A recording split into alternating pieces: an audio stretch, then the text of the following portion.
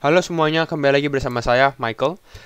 Di video kali ini kita akan mengcover satu koin, yaitu koin XLM. XLM itu peringkat nomor 15, jadi ini salah satu top coin juga, koin atas. Oke, XLM kita cover, kita buka XLM itu apa.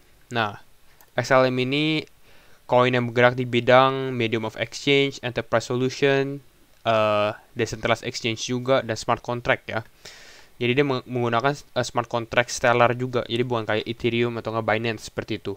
Nah, circulating supply dia berapa? Circulating supply dia itu ini 50 billion, berarti 50 billion, berarti sekitar 50 miliar ya. Jadi cukup besar.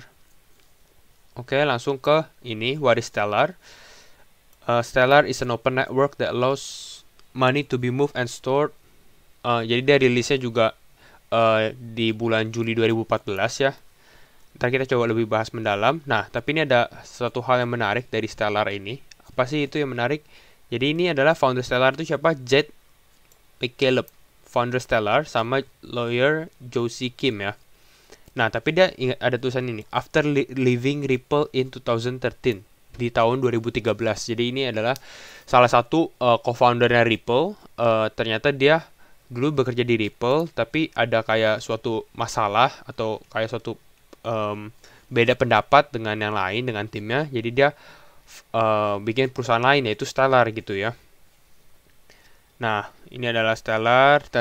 Apa sih yang bikin Stellar unik? Salah satunya adalah Stellar ini unik karena transaksinya itu transaction fee-nya itu sangat murah, cuma 0,00001 XLM seperti itu.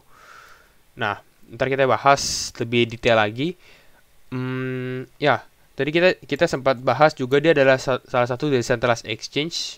Decentralized exchange ini kita bisa buka di CoinMarketCap di decentralized exchange punya kategori. Nah, ini adalah kategorinya. Jadi dia seperti Uniswap. Uniswap itu top decentralized exchange untuk Ethereum, ada Stellar sendiri, terus ada PancakeSwap. PancakeSwap itu top decentralized exchange untuk Binance, oke? Tapi sebenarnya orang banyak kan cuma lihatnya Uniswap dan PancakeSwap. Karena Uniswap dan PancakeSwap ini fokus ke dalam decentralized exchange, sementara XLM ini, Stellar ini tidak begitu fokus gitu.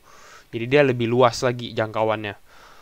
Oke, ini tadi kita mau bahas websitenya Stellar, tapi ntar kita hold dulu. Kita bahas ini dulu deh.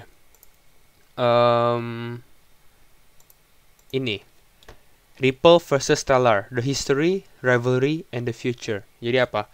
Sejarahnya apa sih? Tadi kan kita tahu foundernya Stellar itu dulu bekerja di Ripple seperti itu ya. Terus kenapa sih mereka berantem dan lain-lain? Terus kedepannya gimana gitu ya? Jadi ini dia ceritain once upon a time. Jadi dulu ini ada dua orang, yaitu si Chris Larsen sama Jack McCaleb. Nah, sekarang Chris Larsen ini masih di XRP ya, masih di Ripple, bukan di XRP sorry, masih di Ripple. Sedangkan Jack McCaleb ini di Stellar gitu ya. Nah, ini mereka founded the company namanya Ripple. Nah, terus 2 years on, di tahun 2014 ini, McCaleb, si Jet ini, leave Ripple gitu ya. Karena ada differences, ada perbedaan dalam opini seperti itu. Nah, abis dia keluar, dia bikin Stellar lah. Makanya sekarang jadinya Stellar. Dengan koinnya XLM, Stellar Lumens gitu ya. Ini ada differing in philosophies, jadi di filosofi mereka juga ada berbeda dan lain-lainnya.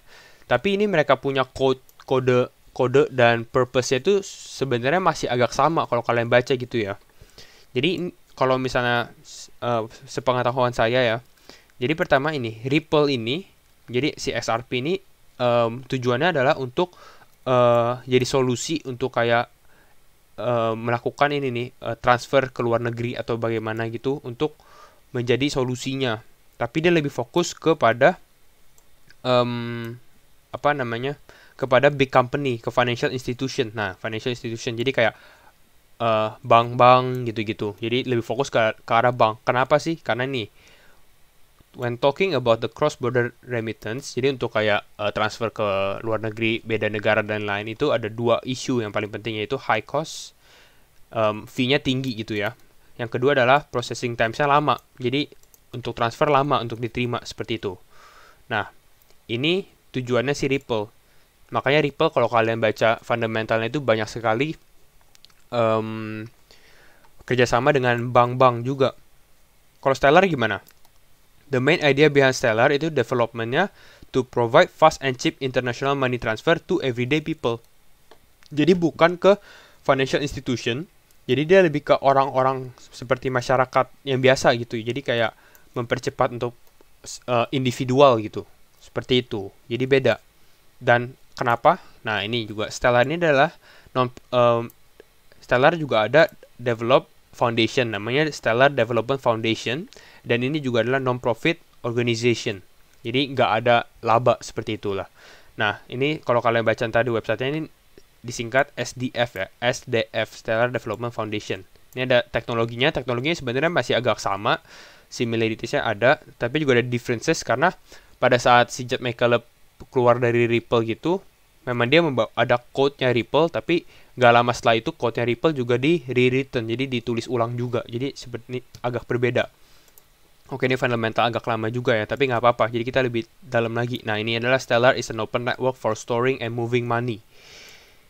Oke, jadi ini lebih ke apa ya, luar angkasa gitu ya. Ini kayak bintang-bintang, tapi ini bintang-bintangnya kayak ini bintang Bitcoin, bintang Ethereum, seperti itu cara desainnya. Nah, global payment apps, Stellar makes money better. Jadi ada asset exchange, terus juga ada micro payment service, terus juga ada decentralized exchange juga. Nah, jadi dia bikin Stellar ekosistem juga nih, guys. Oke. Nah, ini ekosistemnya Stellar. Ini project-projectnya Stellar nih. Project-projectnya Stellar, explore the ecosystem. Ada Stellar X, ada Lumenshine, Stellar Port, dan lain-lain. Dan salah satunya adalah kerjasama juga dengan IBM. IBM ini perusahaan global juga, seperti itu. Jadi cukup bagus sebenarnya untuk Stellar. Terus ini apa? Nah, ini Stellar punya. Jadi kalian kalau baca intro to Stellar, ini banyak sekali informasi-informasi juga ya. Kalian bisa baca. Jadi contohnya adalah tradisional dolar. Misalnya kita punya $1 gitu ya. Nah, dengan $1 ini bisa diganti masuk ke jadi 1 token dolar seperti itu. Jadi $1 jadi 1 USDT seperti itu. Tapi sebenarnya sudah banyak blok koin-koin kripto yang bergerak dalam bidang ini juga seperti itu. Oke, kita bisa bahas tentang Ripple dan Stellar dulu. Ripple dan Stellar. Oh, ini salah satunya nih. Jadi kalau kalian buka website NASA, ini juga ada, ternyata ada kayak galaksi ya. Namanya Stellar Ripple. Lucu juga sebenarnya namanya mereka ya berdua. Seperti itu. Oke. Ini saya juga ada news juga, tapi newsnya agak melenceng karena newsnya lebih ke arah Ripple. Jadi ini update, Ripple will go public after SEC lawsuit. SBI CEO. SBI CEO itu siapa? SBI CEO ini adalah SBI Group. Dia adalah financial service company. Jadi adalah salah satu perusahaan finance, itu perusahaan keuangan juga, tapi dari Jepang gitu ya. Jadi dia bilang kalau Ripple memang security, Ripple bisa IPO. Ini kalian bisa baca juga. Ini baru keluar juga nih hari ini juga, seperti itu. Tapi kita tetap bahas ke Stellar. Lanjut. Nah, ini contohnya. Ini Stellar X ini adalah contoh decentralized exchange untuk Stellar gitu ya. Ini kalau kita buka marketnya, nah ini kita bisa trade XLM, US dollar, dan lain-lain. Oke, kita langsung masuk ke teknikalnya dulu ya. Oke, ini teknikalnya ini saya sudah ada gambarkan juga garis Fibonacci dan supportnya. Yang kotak biasanya ini cukup strong supportnya, sedangkan yang Fibonacci juga kita bisa nilai sendiri seperti itu. Oke, ini saya ambil dari trend line-nya ya. Jadi kita pertama selalu zoom out. Ini dari 4 hour trend line. Mungkin kita bisa ganti ke 1 jam. Ya, sorry, 1 hari. Per hari ya. Jadi ini mulai dengan bull run-nya dia. Kenapa namanya naik gitu, trend naik gitu ya. Karena ini naik trend line-nya. Seperti itu. Oke, ini Fibonacci-nya dari paling bawah saya ambil dari sini pada saat dia mulai naik ke paling atas ini yang kemarin di titik nomor 3 ini. Jadi ini saya coba pakai Elliott Wave, apakah benar? Ini prediksi saya. Oke, disclaimer on juga ya. Jadi ini cukup bagus juga sebenarnya pullback. Jadi kemarin kan Stellar sempat naik ke hampir 0,7 sen di sini kan. Lalu dia sempat ke pullback ke garis 0,5-nya. Jadi sebenarnya ini Stellar bisa pump lagi nih guys. Ini cukup. Nah, contoh pullbacknya ini bisa lihat ini sekitar 40%-an, sekitar 43%, jadi lumayan besar juga. Contohnya pullback seperti ini juga nih, dari 1 ke 2, titik 1 ke 2. Ini juga ada pullback. Ini sekitar 40 sampai 50% gitu ya. Nah, jadi pullbacknya cukup drastis, dan artinya kalau kalian lihat ini habis pullback dia langsung pumping ke atas. Jadi ini salah satu sentimen positif juga untuk Stellar ya. Oke. Nah, target price-nya di berapa? Target price-nya kita mungkin bisa cek. Ini sepertinya Fibonacci lama ya. Warna kuning sama ini warna ungu. Udah. Nah, ini target price-nya mungkin di sekitar $1 nih. Pas persis $1 di daerah nomor 5 ini. Jadi menurut saya seperti ini. Pas di nomor 5 di sekitar $1. Jadi kalau misalnya kita beli sekarang, mungkin kita bisa beli di support di sekitar 0,45 sen. Itu bisa profit sekitar 130%. Kalau di sini sekitar 100%. Tapi kita coba zoom dulu biar lebih detail lagi. Oke. Nah, ini zoom, ini dia ada symmetrical triangle juga ya di sini. Nah, ini ada dua kemungkinan. Kemungkinan yang kita mau adalah MA20-nya ini, MA20 ini warna orange ya. Dia mau crossing dari yang warna merah. Jadi ntar yang merah jadi di bawah seperti itu. Nah, ini berarti tandanya bullish. Karena udah bikin bullish cross seperti itu. Jadi naik gitu ya. Itu yang kita mau.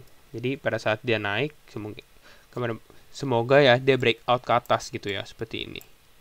Jangan breakdown ke bawah, karena kalau breakdown ke bawah agak gawat juga. Mungkin dia bisa retest sampai ke yang bawah sini juga nih.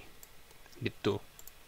Ini kita mau adalah dia naik ke atas. Jadi kalau misalnya mau menunggu, bisa beli pas buy on breakout juga, atau enggak beli on support. Kalau support kita bisa nunggu di sini lagi nih, di sekitar 0,40 sen buat Stellar ya. 0,40 sen, 0,39 sampai 0,38 sen gitu ya, untuk naik ke atas. Tapi ini target untuk beli Binance. Kita langsung masuk ke Indodax. Di Indodax sama, tapi ini saya ada short term target sama long term target. Jadi untuk jangka pendek dan jangka panjang. Kalau jangka pendek, oke, jangka pendek kita pakai time frame 4 jam aja. Jangka pendek ini bukan seharian ya. Jangka pendek ini mungkin bisa kayak 1 bulan atau beberapa minggu gitu ya. Oke, pertama ini adalah ambil garis Fibonacci-nya dari atas. Dari paling atas ini agak mengganggu. Oke, pas persis di angka 10.172. Lalu di sini di paling bawah di tempat dia koreksi gitu ya. Ini sama, ada MA20 dan MA55. MA20 di sini warna biru, MA55 di sini warna pink. Oke, di sini dia masih, kalau di Indodax ini dia masih di antara ini nih, guys. Kalau kalian bisa lihat, ini masih di antara EMA-nya gitu ya. Dia harus bisa di atas EMA ini baru bagus. Kenapa? Salah satu di antaranya karena di sini dia juga ada resisten. Nah, di daerah sini. Jadi dia selain harus breakout EMA ini, dia harus bisa breakout resistennya juga. Tapi kalau misalnya bisa breakout terus mungkin retest sedikit gitu ya. Retest sedikit itu cukup bagus untuk XLM. Seperti itu. Dengan target profit kita di berapa sih? Target profit kita itu di angkanya cukup tinggi juga nih autonya. Nah, sekitar 12.900 sampai 12.023 price range. Kalau misalnya kita beli di garis Fibonacci ini ya, jadi sekitar 7.500. Itu masih sekitar 62% sampai 75% lah ya, sekitar situ. Itu kalau misalnya kita beli di buy on breakout. Sekarang aja harga masih di bawah sebenarnya. Nah, bisa juga beli di buy on support. Jadi ini untuk pembelian ini. Tapi kalau saya sih saranin Stellar ini mungkin ada beberapa koin yang lebih bagus dari Stellar juga ya. Jadi tolong kalian bisa lihat juga opsi-opsinya gitu ya. Sekitar 50%-an lebih gitu. Nah, ini untuk short term target ya. Kalau long term target itu bagaimana? Long term target 1 harian. Ini kita buka 1 hari. Sama mungkin saya dilihat dulu. Nah, Fibonacci-nya saya ambil dari yang lebih jauh lagi. Jadi dari sini, dari paling atas ini, sama yang topnya sama, tarik ke sini. Pada saat dia baru mulai naik. Nah, ini pas. Fibonacci kenapa pas? Karena lihat, ini mengenai resisten juga di sini. Lalu di sini kena supportnya juga. Jadi bagus sekali kan. Naik sini kena resisten sini di 0,5, level 0,5 ya. Turun. Naik lagi, kena lagi di resisten 0,786 ya. Turun di sini. Main di daerah 0,618 dan 0,5 di di 5.600 sampai 6.700 gitu ya. Lalu dia naik lagi ke atas, sekarang baru di daerah sini seperti itu. Jadi nanti kalau misalnya kita delete, nah ini seperti ini targetnya. Nah targetnya lebih tinggi sebenarnya, ini targetnya itu di sekitar 15.000 sampai 13.900. Jadi kalau misalnya kita hitung ulang untuk yang short term ya, nah ini targetnya seperti ini. Jadi itu long term mungkin sekitar segini, short termnya sekitar segini. Tapi bukan short term juga, sebenarnya medium term gitu ya. Jadi seperti itu target saya. Jadi kalau misalnya buat TP, di mana TP-nya? TP ini bisa di daerah sini atau enggak di daerah sini juga, di tengah-tengah sini. Jadi ada dua daerah TP yang kita bisa TP. Seperti itu saja video dari saya. Thank you semua dari akhir video. Thank you semua. See you in the next video. Bye bye.